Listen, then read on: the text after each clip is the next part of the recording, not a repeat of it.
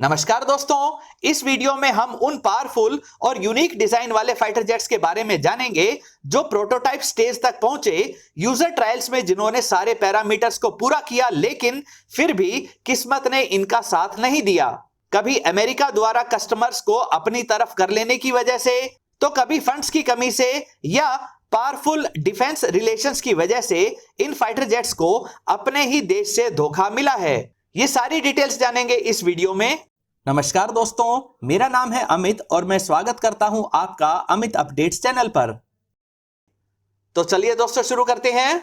ऐसे fighter jet जो बेहतरीन थे लेकिन जिनका सीरियल प्रोडक्शन शुरू नहीं किया गया, उसमें सोवियत यूनियन का मिग 1.44 जरूर आता है। मिग 1.44 एक बेहद पावरफुल फाइटर जेट बनाया गया था। सोवियत यूनियन ने जब देखा कि अमेरिका F-15 फाइटर जेट को रिप्लेस करने के लिए एडवांस्ड टैक्टिकल फाइटर जेट बना रहा है, तो उन्होंने भी सुखोई 27 के रिप्लेसमेंट के लिए इस मिग 1.44 प्रोजेक्ट को शुरू किया।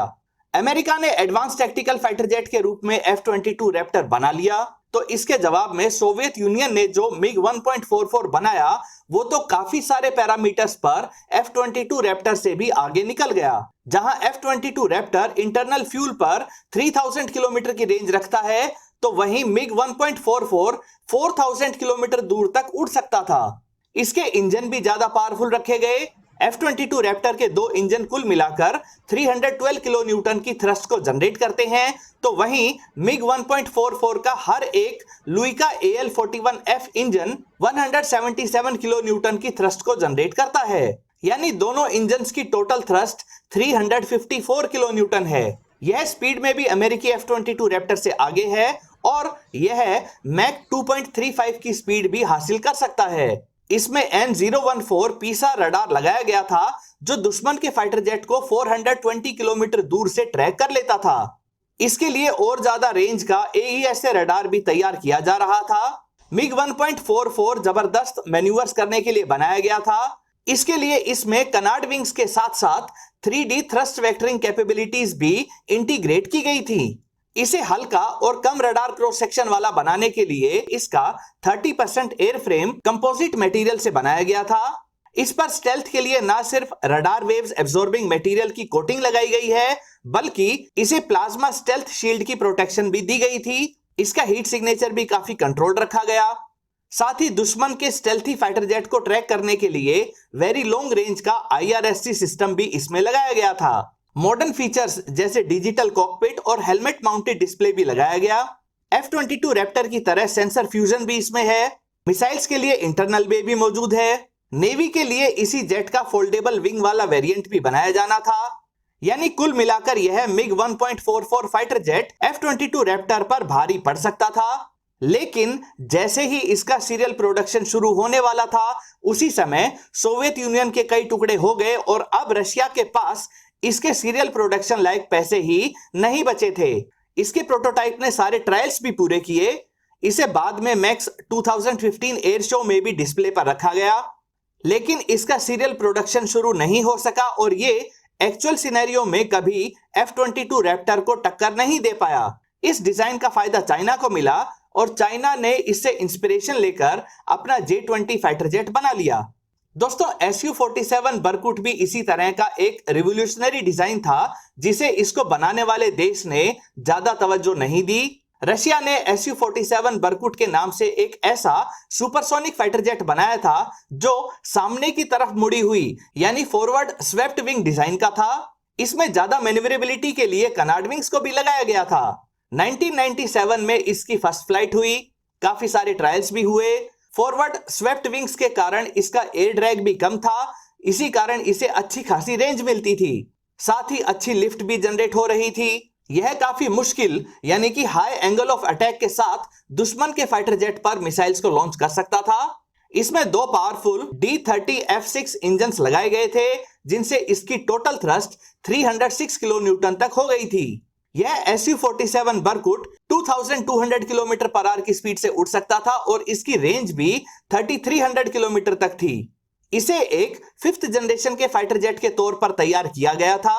इसी कारण इसका फ्रंटल रडार क्रॉस सेक्शन काफी कम था और F-22 रैप्टर की तरह मिसाइल्स के लिए इंटरनल बे भी मौजूद थी। यह हैवी वेट कैटेगरी का फाइटर जेट 10,000 किलोग्राम के टोटल वेट की मिसाइल्स के साथ उड़ सकता था और 60,000 फीट के एल्टीट्यूड तक भी जा सकता था। अपने यूनिक डिजाइन की वजह से यह इतने कॉम्प्लेक्स मैन्यूवर्स कर सकता था कि डॉग फाइट में तो इसे हराना लगभग इम्पॉसिबल था। इसमें दो अलग अलग साइज के टेल बूम लगाए गए थे, एक में रियर फेसिंग रडार लगा था तो दूसरे में जैमर्स को लगाया गया था। लेकिन दोस्तों, इस यूनिक और स्पेशल डिजाइन वाले जेट को फ्यूचर का डिजाइन बताकर रिजेक्ट कर दिया गया। प्रॉब्लम यह थी कि तेज स्पीड और अच्छे मैन्यूवर्स के समय इसके विंग्स पर बहुत ज्यादा स्ट्रेस पड़ रहा था, जिससे विंग्स में क्रैक आने की समस्या सामने आ रही थी। जब इसे बनाया गया उस समय इस स्ट्रेस को झेलने लायक बेहद मजबूत लेकिन हल्के वजन वाले मेटल एलॉयज तैयार नहीं किए जा सके थे, इसीलिए इसे फ्यूचर का डिजाइन माना गया। बाद में जरूर इस तरह का मटेरियल डेवलप कर लिया गया, लेकिन इसके सीरियल प्रोडक्शन को मनी प्रॉब्लम की वजह से रशिया ने शुरू नहीं किया। ऐसे बेहतरीन फाइटर जेट जिनको उनके देश ने ही धोखा दिया हो, तो ऐसे जेट में YF-23 का नाम जरूर आता है। यह ऐसा जेट था जिसने F-22 रैप्टर को स्टेल्थ, स्पीड और रेंज में हरा दिया था। जब अमेरिका F-15 फाइटर जेट के रिप्लेसमेंट के रूप में टैक्टिकल फाइटर जेट प्रोग्राम को शुरू कर रहा था, तो इसके लिए दो ग्रुप्स को अमेरिकी सरकार द्वारा रिसर्च एंड डेवलपमेंट के लिए फंड्स दिए गए। एक ग्रुप लॉकहीड मार्टिन, बोइंग और जनरल डायनेमिक्स का था, तो दूसरे ग्रुप में नॉर्थरॉप व मैकडोनल्ड डगलस जैसी कंपनीज थी। लॉकहीड मार्टिन ग्रुप ने YF-22 बनाया, जो बाद में F-22 रैप्टर के नाम से फेमस हुआ। नॉर्थरॉप ग्रुप ने YF-23 बनाया। YF-23 की स्पीड 2450 किलोमीटर पर आवर थी, जो F-22 रैप्टर की 2300 किलोमीटर पर आवर की स्पीड से ज्यादा थी। इसकी रेंज 4500 किलोमीटर थी, जबकि F-22 रैप्टर इससे काफी कम यानी 3000 किलोमीटर तक ही उड़ सकता था। स्टेल्थ में भी F-22 रैप्टर से ये आगे था। इसके इंजन के एग्जॉस्ट के पास हीट एब्जॉर्बिंग टाइल्स भी लगाई गई थी, जिससे इसका हीट सिग्नेचर कम रहे। ऑल मूविंग वी टेल के कारण यह जबरदस्त मैन्यूवर्स भी कर सकता था। हर लिहाज से YF-23 जेट F-22 रैप्टर से बेहतर साबित हुआ, लेकिन लॉकहीड मार्टिन की लॉबिंग काम आ गई और उनका डिजाइन ही सेलेक्ट किया गया। YF-23 में दो इंजन लगाए गए थे जिनकी टोटल थ्रस्ट 320 किलो न्यूटन थी। इसके दो प्रोटोटाइप बनाए गए थे और बाद में कई देशों ने इस YF-23 डिजाइन को खरीदने की कोशिश की, लेकिन अमेरिका ने इस डिजाइन को नहीं बेचा। अगला फाइटर जेट जिसे उसको बनाने वाले देश ने धोखा दिया है वो है मिराज 4000। मिराज 2000 जेट को तो हम जानते ही हैं। यह हाईली मैन्यूवरेबल सिंगल इंजन का फाइटर जेट है। लो मेंटेनेंस वाला मिराज जेट इतना सक्सेसफुल रहा है कि इजराइल जैसे देश इसके वेरिएंट के लिए एडवांस्ड पेमेंट तक कर रहे थे। साउथ अफ्रीका ने भी इसी मिराज को मॉडिफाई करके चीता फाइटर जेट बनाया था। भारत भी एयर स्ट्राइक के लिए इसी मिराज जेट पर भरोसा करता है। तो इन्हीं कैपेबिलिटीज को नेक्स्ट लेवल पर ले जाने के लिए फ्रांस ने एक इंजन की जगह पर दो इंजन वाला मिराज 4000 जेट बनाया। अब इसके दो इंजन्स की टोटल थ्रस्ट 190 किलो न्यूटन तक हो चुकी थी। इसमें नॉर्मल मिराज 2000 वाले ही दो इंजन लगाए गए। फ्यूल कैपेसिटी को 3 टाइम्स बढ़ा दिया गया और अब यह मिराज 4000 11,000 लीटर्स तक फ्यूल को इंटरनली ले जा सकता था। लेकिन डिजाइन का कमाल देखिए कि दो इंजन वाले मिराज 4000 का ग्रोस वेट 16,100 किलोग्राम था, जो एक इंजन वाले मिराज 2000 से मात्र 2300 किलोग्राम ही ज्यादा था। कम वजन और ज्यादा थ्रस्ट की वजह से इसकी परफॉर्मेंस गजब की हो गई थी। साथ ही और ज्यादा अच्छे मैन्यूवर्स के लिए इसके एयर इनटेक के पास छोटे आकार के कैनार्ड विंग्स भी लगाई गई।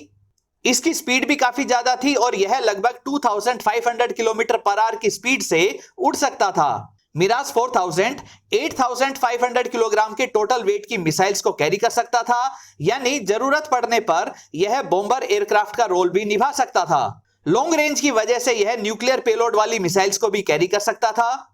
मिराज 4000 एडवांस्ड रडार की वजह से एयर सुपीरियरिटी मिशंस में जितना अच्छा था, उतना ही एक्यूरेसी के साथ यह एयर टू ग्राउंड मिशंस को भी पूरा कर सकता था। ईरान और सऊदी अरेबिया शुरू से ही इसके डेवलपमेंटल फेज से जुड़े हुए थे।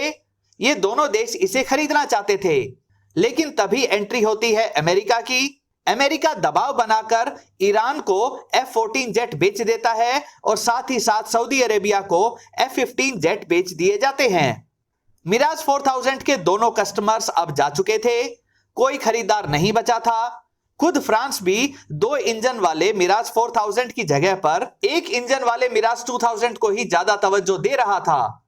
तो मजबूरी में एक पूरी तरह से तैयार हो चुका बेहतरीन फाइटर जेट सीरियल प्रोडक्शन से पहले ही रिटायर कर दिया गया।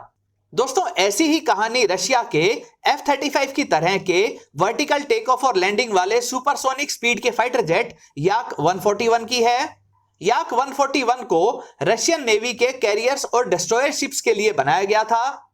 इसमें टोटल 3 इंजन लगाए गए थे। आगे की तरफ 2 छोटे इंजन्स लगाए गए थे जो सिर्फ वर्टिकल टेक ऑफ में सहायता करते थे, जबकि मेन इंजन काफी पावरफुल 152 किलो न्यूटन थ्रस्ट वाला था।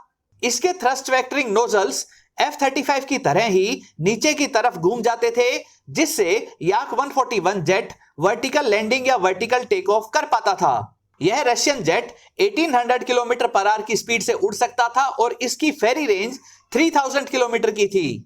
अमेरिका की कंपनियां तक भी इसके डिजाइन से बहुत प्रभावित थी और इसके डिजाइन को हासिल करना चाहती थी। याक 141 के साथ भी वही हुआ जो सोवियत यूनियन के ज्यादातर अच्छे फाइटर जेट डिजाइन के साथ हुआ था। सोवियत यूनियन के कई टुकड़े हो गए और अब जो रशिया बचा था उसके पास इसके सीरियल प्रोडक्शन के लिए जरूरी फंड्स नहीं थे। इसके 4 ही प्रोटोटाइप बनाए गए। इसके सारे ट्रायल्स भी पूरे हो चुके थे। अमेरिकी कंपनियों ने मौके का फायदा उठाया और खुद लॉकहीड मार्टिन कंपनी ने ही इसकी टेक्नोलॉजी, इसके डिजाइन और इसके प्रोटोटाइप्स को खरीद लिया। इन्हीं डिजाइन्स को और ज्यादा निखार कर लॉकहीड मार्टिन ने F-35 जैसा जेट बना लिया। अगर रशिया ने इसके सीरियल प्रोडक्शन को शुरू कर दिया होता तो आज दुनिया भर में एक सस्ते वर्टिकल लैंडिंग और टेक ऑफ कैपेबिलिटी वाले जेट के रूप में कई देश इसे खरीदकर अपने हेलीकॉप्टर कैरियर्स और दूसरे नेवल शिप्स पर इस्तेमाल कर रहे होते। दोस्तों, ये थे कुछ ऐसे बेहतरीन और यूनिक डिजाइन वाले फाइटर जेट्स जिन्हें फंड्स की कमी की वजह से अपना दबदबा दिखाने का मौका ही नहीं मिला। उम्मीद करता हूं ये वीडियो आपको पसंद आई होगी। अगर ये वीडियो आपको अच्छी लगे तो इसे लाइक करिए, दोस्तों के साथ शेयर करिए और चैनल को सब्सक्राइब करना ना भूलें।